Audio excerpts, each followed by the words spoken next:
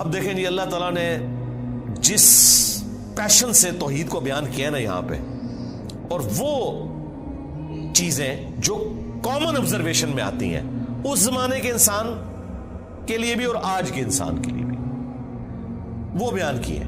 جو میں نے آپ کو سٹارٹ میں کہا تھا سورہ یونس جو ہے آپ سمجھ لیں سورہ توحید ہے، اس کا ڈومیننٹ فیکٹر توحید ہے.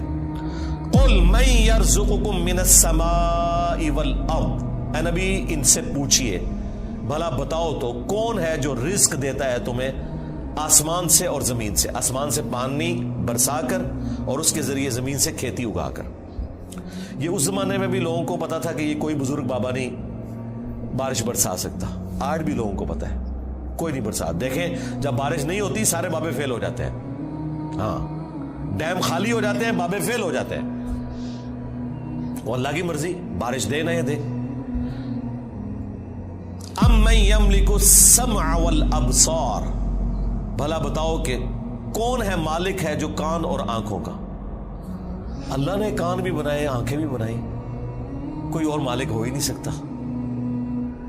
اچھا مجھے بتائیں یہ بزرگ جب ڈورے ہوتے ہیں وہ بھی ڈیوائسز لگواتے ہیں، ہاں ان کی آنکھیں جب کمزور ہوتی ہیں کیا انہوں نے اینکیں نہیں لگائی ہوئی؟ جتنے یہ غوث وقت ہے نا اس وقت سب کی اینکیں لگی ہوئی ہیں. ہاں الیاس قادری صاحب بھی جب انہوں نے کچھ پڑھنا ہوتا ہے نا وہ کہتے ہیں مجدد بھی ہیں اور غوث وقت بھی ہیں اس وقت بریلویوں کے، اینک لگاتے ہیں. کیوں لگاتے ہو اینک؟ تم تو دلوں کے بھی چھپے ہوئے راز جانتے ہو، سامنے چیز آئی ہوئی نہیں پڑھ سکتے. ابھی تو انجینئر صاحب نے اپنا فارمولہ نہیں رکھا میکینیکل انجینئرنگ کا، مشین ڈیزائن کا. تم جو اردو میں لکھی ہوئی باتیں ہیں وہ بھی انگریز کی بنائی ہوئی اینک کے بغیر نہیں پڑھ سکتے. ہمیں تو کل تک کہتے تھے جی اگر انگریز ہوا میں اڑ سکتا ہے تو بابا کیوں نہیں اڑ سکتا؟ انگریز تو اڑ کے دستا ہے جہاز بہ کے، بابا بھی اڑ کے دسے مان لواں گے. تو انگریزوں کی بنائی ہوئی اینکیں لگا کے تم لوگ وہ چیزیں پڑھتے ہو تو ظاہر تم تو مالک نہیں ہو ان آنکھوں کے. آج تک کسی بزرگ نے اپنی آنکھیں کمزور ہونے سے روکی ہیں؟ کوئی شخص اپنے بڑھاپے کو ٹال سکتا ہے؟ کوئی پیغمبر بھی نہیں ٹال سکتا اپنے بڑھاپے کو. بال سفید ہوئے تو ہو گئے، نظر کمزور ہوئی ہے تو ہو گئی ہے. تو یہ چیز ہے. اللہ تعالیٰ فرماتا ہے کہ پوچھ ان سے اے نبی صلی اللہ علیہ وآلہ وسلم کون مالک ہے کان کا اور آنکھوں کا. وَمَن يُخْرِجُ الْحَيَّ مِنَ الْمَيِّتِ، اور کون ہے جو مردے میں سے زندہ کو نکالتا ہے.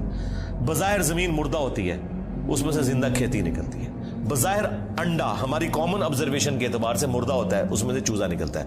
ویسے تو وہ مردہ نہیں ہے لیکن قرآن چونکہ لٹریچر کی زبان میں کامن آبزرویشن پہ بات کر رہا ہے اس اعتبار سے تو وہ بظاہر ہل جل نہیں رہا. ایک بیج اس کے اندر زندگی ہے لیکن بظاہر مردہ ہے، اس میں سے 6 ارب گنا بڑا درخت نکلتا ہے. وَيُخْرِجُ الْمَيِّتَ مِنَ الْحَيِّ،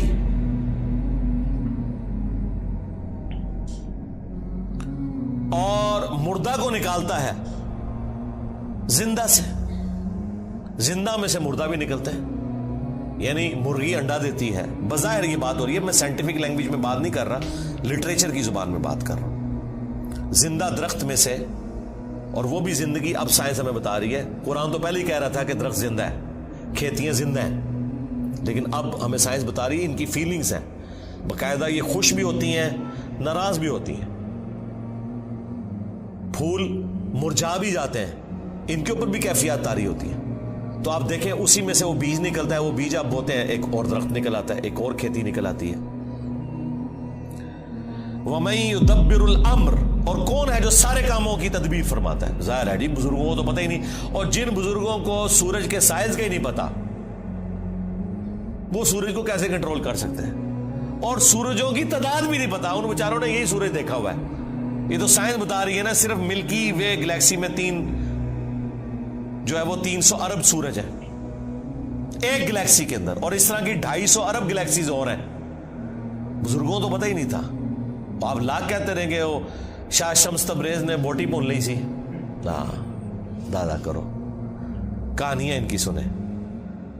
فَسَيَقُولُونَ اللَّهُ، تو یہ انقریب کہیں گے اللہ ہی کرتا ہے. یہ دیکھو مشرکین عرب بھی بتوں کو ساتھ شریک ٹھہراتے ہوئے بھی کہتے تھے نہیں اے کام نہیں بت کر سکتے، اے وڈا ہی اللہ کرتا ہے. اور یہاں کہہ رہے ہیں بزرگوں کی ڈیوٹیاں لگی ہوئی ہیں.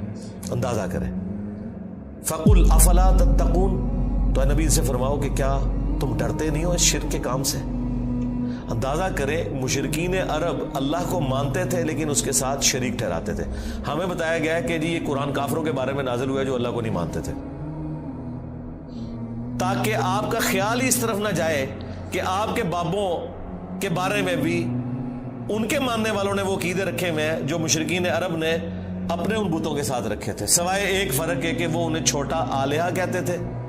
یہ آلیہ نہیں کہتے، اللہ کے بندے کہتے ہیں. ادروائز باقی ساری چیزیں وہی ہیں.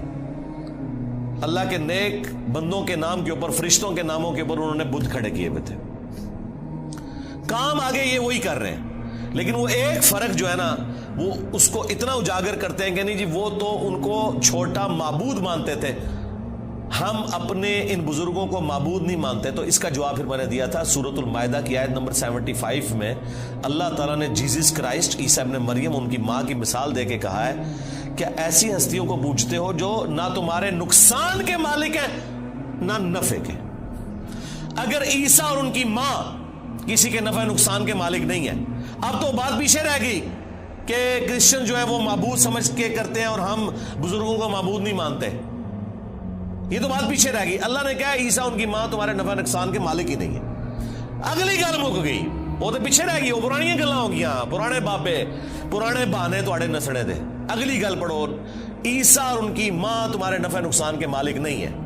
اس پہ میں نے کہا تھا کہ اگر عیسیٰ ابن مریم تمہارے نفع نقصان کے مالک نہیں تو تواڈے بابے تو شاہی کوئی نہیں، عیسیٰ کے جیسا ہے ہی کوئی نہیں، عبد القادر جیلانی تو شاہی کوئی نہیں، ہاں مریم کے جیسا ہے ہی کوئی نہیں، رابعہ بصریہ تے شاہی کوئی نہیں. تو وہ آگے نہیں پڑھتے، کہتے ہیں پیچھے پڑھو وہ عبادت کرتے سن، سرکار مان لیا. آگے پڑھو کہ عبادت کرتے تھے یا نہیں کرتے تھے. اللہ نے کہا نفع نقصان کے مالک نہیں ہے، وہ اللہ ہی ہے. اس کا مطلب یہ ہے کہ جس کو تم نفع نقصان کا مالک سمجھتے ہو گویا تم اسے خدا مانے ہوئے ہو، بھلے تم کہتے رہو کہ ہم اللہ کا بندہ مان رہے ہیں. اللہ نہیں مانتا اس بات کو. اس کے ثبوت میں سورۃ النمل کی آیت نمبر 62 ہے، امن یجیب المضطر اذا دعا ویکشف السوء وَيَجْعَلُكُمْ خُلَفَاءَ الْأَرْضِ أَإِلَٰهٌ مَّعَ اللَّهِ. بھلا بتاؤ تو کون ہے جو مصیبت اور پریشانی میں گھرے ہوئے شخص کی فریاد کو سنتا ہے اور اس سے اس کی تکلیف کو دور کر دیتا ہے اور تمہیں زمین پر اگلوں کا خلیفہ کرتا ہے. أَإِلَٰهٌ مَّعَ اللَّهِ، کیا اللہ کے ساتھ کوئی اور معبود بھی ہے جس کی یہ کوالٹی ہو؟ قَلِيلًا مَّا تَذَكَّرُونَ، بہت ہی کم نصیحت حاصل کرتے ہیں. اس آیت میں سورۃ النمل کی آیت نمبر 62 پارہ نمبر 20 کے پہلے صفحے پہ اللہ تعالیٰ نے واضح کہہ دیا کہ جس کے بارے میں تمہارا یہ عقیدہ نا کہ تمہیں مصیبت اور پریشانی میں تمہاری تکلیف دور کر سکتا ہے، دعا میں تم اسے پکارو گویا تم نے اسے خدا مان لیا. وہ اگلے دن وہ پاپا جانی کہہ رہے تھے کہ ڈسپرین کی گولی اگر مشکل کشا ہے تو شیخ عبد القادر جیلانی نہیں. سرکار ڈسپرین کی گولی جب ہم کھاتے ہیں تو سر درد دور ہوتا ہے. عبد القادر جیلانی نو چٹ کے بھی ویکھ لو تھوڑا سر درد نہیں دور ہونا. ہاں ذہن میں رکھیے گا. اگر کوئی نہیں مانتا میں تھوڑی اور ورسٹ مثال دیتا ہوں. انہی کا جب پیشاب بند ہوا تھا تو آغا خان میں ان کا آپریشن ہوا تھا تو عبد القادر جیلانی کے مزار پہ اٹھا کے لے جاتے نا. ہاں وہ ڈاکٹروں نے ہی آپ کی ہیلپ کرنی ہے جب پیشاب بند ہوتا ہے. ایون عبد القادر جیلانی کا بھی پیشاب بند ہونا وہ بھی ڈاکٹر ہی علاج کرے گا، خود کوئی اپنا علاج نہیں کر سکتا. سیدھی سی بات ہے. تو مثالیں ہی دیتے ہیں ظاہری اسباب، ادویات، یہ اللہ تعالیٰ نے ان کے ساتھ چیزیں جوڑی ہوئی ہیں. تو میں نے ان کو اگلی مثال دی ہے کہ ویل مچھلی 1.5 گھنٹے تک اپنا سانس روک سکتی ہے. لے آؤ سارے بابے 1.5 گھنٹے ایسے سمندر ہی سٹیں گے انہوں نے. ظاہر ہے یہ کہتے ہیں نا کہ بزرگان دین جو ہیں وہ مطلب یہ انگریزوں سے بھی بہتر ہے تو جانوروں سے بھی بہتر ہوں گے، یا منو کہ تواڈے سارے بابے ویل مچھلی تو بدتر نے.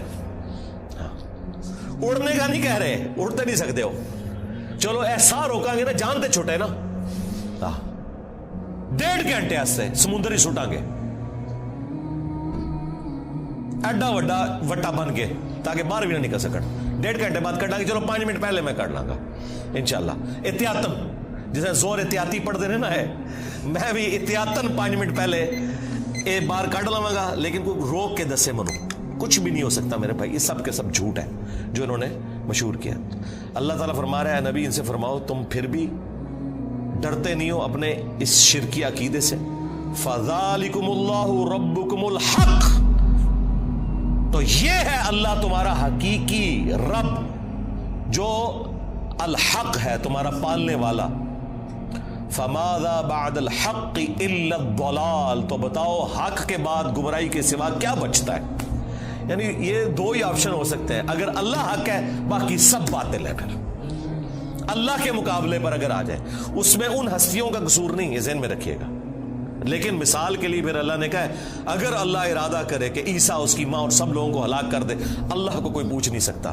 سورۃ المائدہ آیت نمبر 17۔ اب کوئی اللہ کو یہ سمجھائے گا کہ یا اللہ عیسیٰ کا رگڑا کیوں نکالا نعوذ باللہ ان کی نظر میں؟ نہیں بھئی، جب توحید اسٹیبلش کرنی ہے تو وہ ہمارے استاد مولانا ساق صاحب کہتے تھے اور جدو توحید بیان کریں گے تو نبیوں دی گستاخی آپ ہی ہو جائے گی۔ یہ ہو نہیں سکتا کہ ایسی توحید بیان کریے اور گستاخی نہ ہوئے، کیونکہ گستاخی آپ کہہ رہے ہیں، وہ گستاخی ہے نہیں ہے، نبی نہیں سے گستاخی مانیں گے۔ اللہ تعالیٰ نے سورہ نساء میں فرمایا عیسیٰ ابن مریم کبھی یہ اور محسوس نہیں کریں گے اور نہ کوئی مقرب فرشتہ کہ اسے اللہ کا بندہ کہا جائے۔ اور پھر اللہ نے کنکلوڈ کیا ہے کہ اگر کوئی فرشتہ یا کوئی پیغمبر اس چیز سے شرمندگی محسوس کرے کہ وہ بندہ ہے ہمارا، ہم قیامت کا دن بلا لیں گے، پھینکیں گے جہنم کے اندر سمجھانے کے لیے۔ اللہ تعالیٰ تو بالکل نہ اس کا کوئی پیغمبر رشتہ دار ہے نہ کوئی فرشتہ رشتہ دار ہے، سب کے سب اس کے بندے ہیں۔ ہاں، اللہ اکبر۔ فَأَنَّا تُصْرَفُونَ، تو پھر کہاں رخ موڑ کے پھرے جا رہے ہو؟ كَذَلِكَ حَقَّتْ كَلِمَةُ رَبِّكَ عَلَى الَّذِينَ فَسَقُوا أَنَّهُمْ لَا يُؤْمِنُونَ، بالکل اس طریقے سے ثابت ہو چکی ہے تمہارے رب کی بات ان لوگوں کے اوپر جو سرکشی کے اوپر اترے ہوئے ہیں کہ وہ کبھی بھی ایمان نہیں لے کر آئیں گے۔ یعنی اللہ نے ان پہ مہر لگائی ہے بسبب اس کے کہ حق سامنے آنے کے باوجود انہوں نے حق ماننے سے انکار کیا۔ اللہم من احییتہ منا فاحیہ علی الاسلام ومن توفیتہ منا فتوفہ علی الایمان۔ سبحانک اللہم وبحمدک اشہد ان لا الہ الا انت استغفرک واتوب الیک وما علینا الا البلاغ المبین۔ جزاکم اللہ خیرہ۔